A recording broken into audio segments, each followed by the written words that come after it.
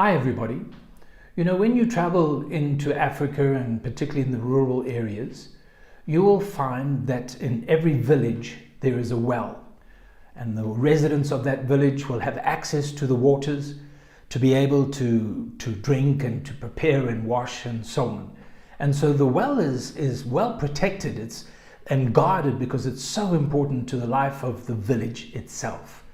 Proverbs 4 says we need to keep our heart with all diligence, for it is the wellspring of life. And this reminds me of the occasion when Jesus in John chapter 4 was speaking to the woman at the well. And he was speaking to her about everlasting life. And he said this to her: "Whoever drinks of this water, the natural well, shall thirst again. But whoever drinks of the water that I will give him will never thirst.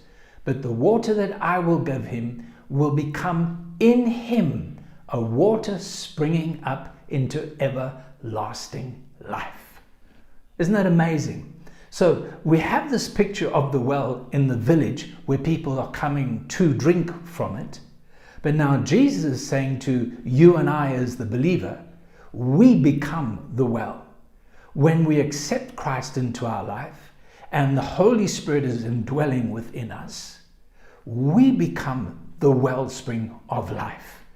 That means that as an individual, I have the ability to draw on the content of the well of God within me. So that's how I learn. I draw on His peace from within. I draw on His joy from within. I draw on the strength from within. Just as the people would go to the well, lower their buckets and draw up the water they needed, we need to learn to draw from the Holy Spirit and the life of God, the well of God, from within us.